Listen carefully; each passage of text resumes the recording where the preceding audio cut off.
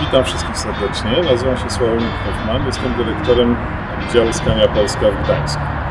Już po raz 15 organizujemy Pomorską Miss Scania. Jest to festyn transportowców połączony z konkursem na najpiękniej stuningowany pojazd marki Scania.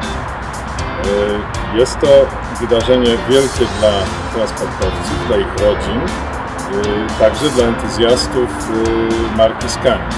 Zapraszam wszystkich serdecznie na nasz festyn, który odbędzie się 17 września w naszej siedzibie w Kowale.